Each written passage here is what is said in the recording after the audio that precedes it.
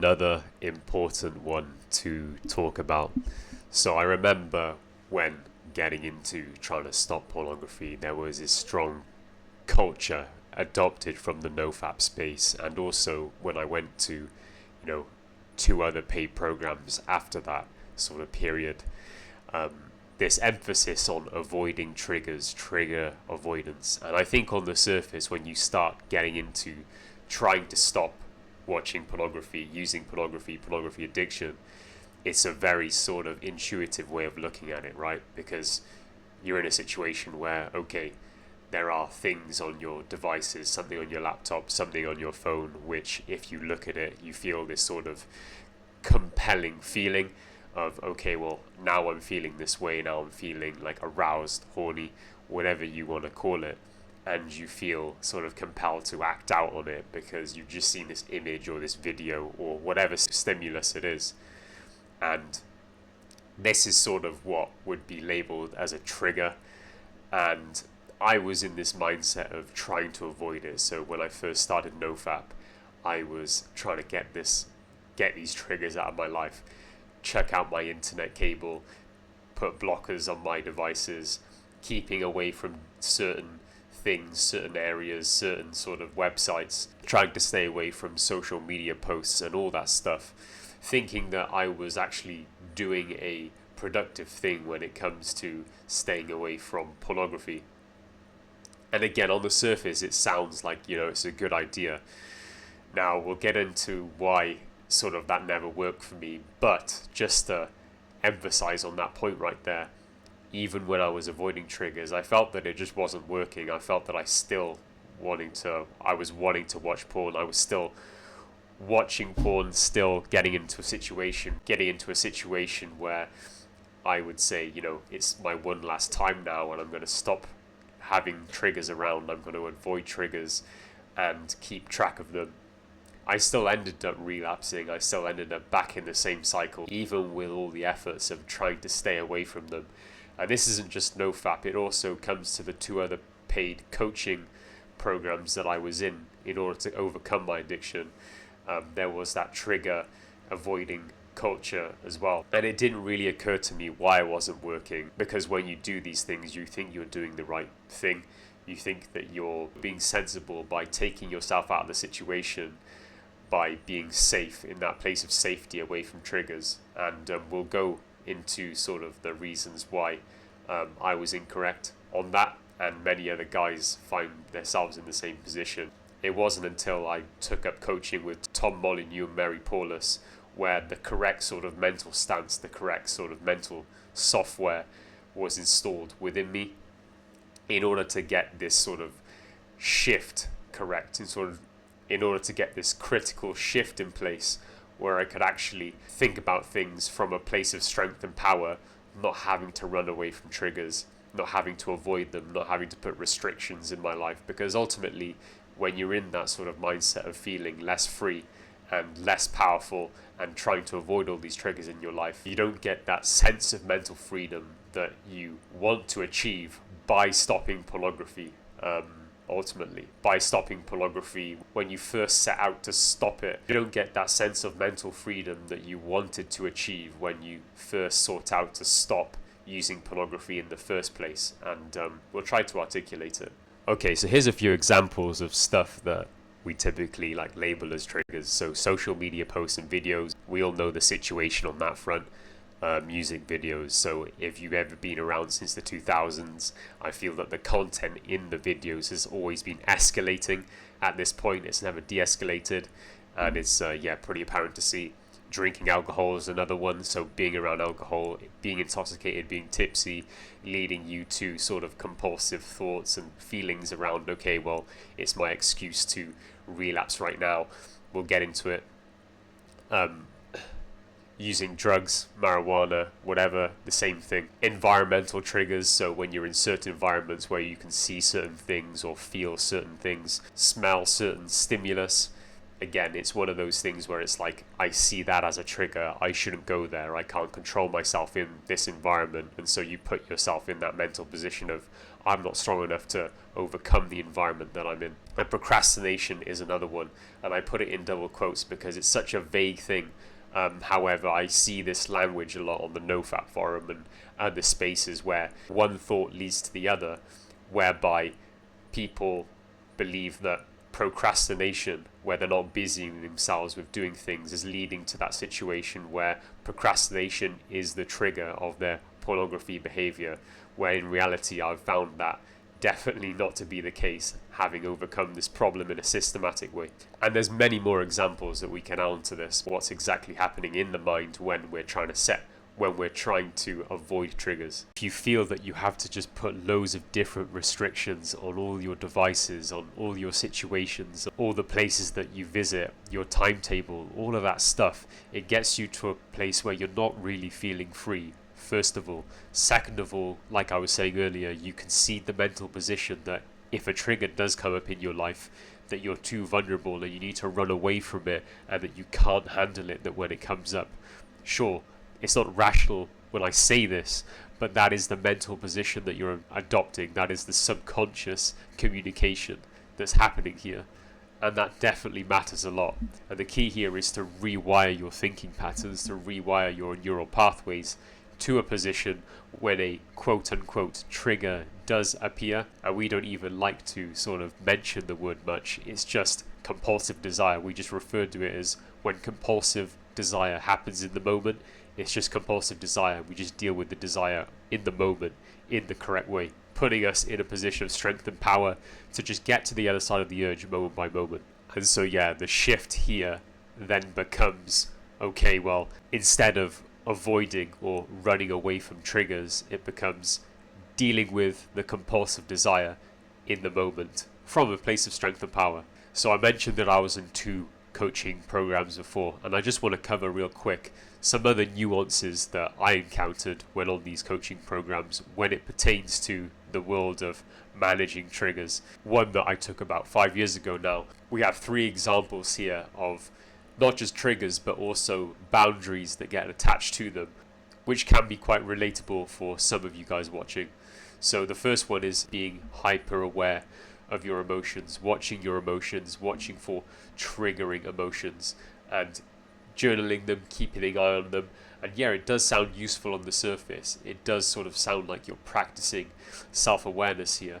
And what I didn't really understand was, even if I was aware of one of these emotions coming up, say I had a strong emotion, I was feeling a certain type of way, which would invoke like a bad mood. And what would happen is when that bad mood came along, I would be put in a mental position where I was thinking, well, right now would be a good time to engage in porn, would be to like binge on porn. So this being one of the triggers that you wanted to sort of avoid almost. And what I was thinking was, well, even if I was to address that emotion, it doesn't take the wanting away for porn in that moment. Let's say if an emotion did arise, it's more about how I would convert that into a situation where I didn't engage.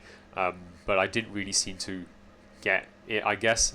So I got left a little bit confused by this one. And yeah, even if I was to identify the emotion, even if I was to journal it, I wasn't able to sort of realize how to convert that into myself not engaging in porn, not relapsing. Another one would be like technology triggers, so no technology after midnight. I remember there was a saying in the program where it would be nothing good happens after 11 p.m. or 12 p.m. I think midnight a.m. that would be. So that would be another one. It would be, okay, well, technology is a trigger past this time and you have to set this boundary on it. Again, although it may sound like something sensible, and I guess in theory a good practice in general to have in life, for all sorts of reasons, the issue here is that the mental position, again, that you're conceding to is that I can't do this after this time. I can't engage with technology or technology after this time within this parameter. Therefore, I feel less powerful after this time. I feel a lot more helpless after this time. I feel that I'm not in control of this, and so I have to set this restriction, this boundary. I have to avoid this trigger after this certain time. And once you've conceded that mental position, you're taking away the power that you have. And so in reality, when the urge arises in those moments, let's say you're engaging in YouTube, some sort of technology after that time, after midnight, sure, you may come across the urge, but the key here is dealing with the urge in the correct way, in the moment, coming from a position of strength and power, getting to the other side. Another one, the rubber band exercise. So what we would do is at the start of the program, it was something pretty mandatory to do, is when you were walking out in public and your eyes wandered, let's say to looking at a woman, or you were looking at something provocative, maybe like an advert or billboard or something, what you would do would have a rubber band on your wrist right here, and you would snap it. You would like pull it and it would snap onto your wrist. So you would associate looking at something with the sharp pain that you would get from the rubber band. So again, this was more rooted in the fact that it was a boundary that you're setting for yourself, but it is a form of indirect trigger avoidance, because although it's an understandable theory to have, if you're addicted to pornography, you're more inclined when you're in public to look at certain things. One, it sort of is not accounting for the human element of it. Number two, again, you're putting yourself in a position of helplessness and powerlessness because you feel that you have to implement this safeguard in order to sort of control yourself. Again, we're not talking about the practicality or the intention behind it. On the surface, it may seem like, yes, a practical solution to a problem, but again, it's not taking aware of the subconscious elements coming into play here, what mental position you're putting yourself in. Again, it's a sense of, I can't trust myself, I don't have the power here, I'm not in control, and therefore I need to do this. I need to snap this rubber band because I'm not in a position of power or strength. The reality is you are. It's just that so far during your process of finding out what works for porn addiction recovery, you just haven't ascertained the right mental model to adopt in order for you to just get to the other side from a position of strength and power, from a position of control and embracing discomfort. So the second program that I did, not so much identifying certain types of triggers. At this point, I already had a rough idea of what sort of triggered me, or stuff that I wasn't doing that would lead to some sort of triggering situation. And so in the second program, it was the onboarding week, and in the onboarding week I would have to fill out a worksheet of all the things that I knew that triggered me. So that was the first thing. So noting the triggers and avoiding the triggers. Again, priming myself for another session of feeling powerless, feeling that I can't trust myself, feeling that I can't deal with the elements around me, that I have such a hard time dealing with all these things that I need to sort of note them down and make sure I avoid them. When again, it's getting yourself into a position, a mental model of strength and power, and processing urges correctly, so you don't need to concede all these mental things about yourself. And following on from that, I would also have weekly accountability sessions one-on-one with the coach, discussing how I avoided them, discussing how I was feeling about triggers. Did I keep away from them? Was I doing that successfully? Keeping myself accountable on all these things and making sure I was moving forward, not running into triggers, as they'd say, not going into a situation where there were triggers there, so I would, be safe and hope that I'd be safe. That was sort of the mentality that was on this program. Not in a position of strength and power, not in a position of confidence to deal with urges and discomfort head on, embrace them head on, and processing them in a systematic way, not having to worry about, urges, and rather than putting myself in the mental model of knowing what to do when an urge appears, how to deal with the discomfort from a position of power. Again, I was sort of being accountable for this trigger listing situation and trying to avoid them as much as possible. And you're just thinking about a million different things. So many unanswerable questions are coming up. So many different thoughts and feelings and beliefs about yourself are like warping every single week. Just thinking, did I do well? Did I not? Did I relapse because of this? Not focusing on the core issue of compulsive desire. Compulsive desire when it comes up in the moment, in real time, and that's all we've got to be focusing on. That is all we ideally want to be focusing on to get onto the other side of this. Enough repetition of getting to the other side of an urge using a systematic process will rewire those addicted neural pathways, will change the mindset, will change your worldview to one of permanent mental freedom, and it's completely possible. Alright, cool. So chances are if you've landed on this video, you may have the situation where you're trying to figure out the best solution to solving your pornography addiction. You may have gone through a couple of paid programs or been on the NoFap arc for time. And for this, I just want to give you a few messages, see if you can resonate with me, because this is where I started from. So number one, you've been engaging for years and years, since you were young, and that there's nothing wrong with you for this. Chances are that you were 12 or 13, or maybe even younger, maybe 8 or 9. This is very common nowadays, and perhaps chances are that you grew up in the West and that you've grown up in a society which has normalized pornography. You grew up through school, college, university, where pornography was very normal. In society, it's very normalized. And this was definitely the situation I was in. So what I want you to understand is that, yes, there's a lot of information out there regarding how to stop pornography, but a lot of the information doesn't actually go back to first principles, which is where I was sort of struggling. So I want to tell you that yes, it's possible to get permanent mental freedom, and that there is absolutely nothing wrong with you for being in this situation of struggling with pornography at the moment.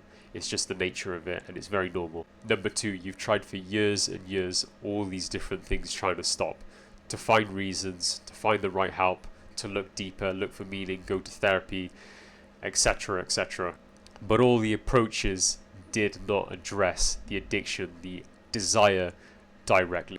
Number three, the key here is to connect with the desire when it comes up in a correct, systematic way that covers all bases on a mental level, leading you to a position where you can stop correctly and stay stopped. Again, it's usually that the strategy that has been employed over years and years of you trying to stop hasn't been one that's addressed the correct thought patterns, having the correct focus on the addictive mechanism itself. And number four, at BCA, we have the tools and the education to help you achieve exactly that.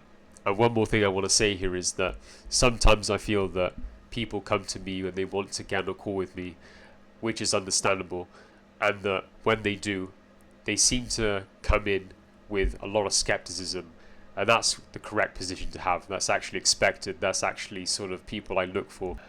That is actually sort of the mindset I'd like people to come to me with when they want to get on a call with me, because it's important for me to actually get them to understand that they want to be able to pick a program that makes sense for them and that actually sort of addresses all these questions that they've always had. And so what I would encourage you is, because you've been engaging for all these years, you definitely have a perspective on these things, and you definitely have a list of questions that you want answered. So what I would encourage you is to bring all these questions to the call if you choose to get on a call with me, and hopefully we can find out if BCA is the right fit for you from me answering those questions. Click on the link in the description to take you to the addiction quiz. From the results, you'll know whether you have a compulsive behavior with porn or not. You don't have to opt in for further interest in BCA, and we'll just send you over the test results to your email.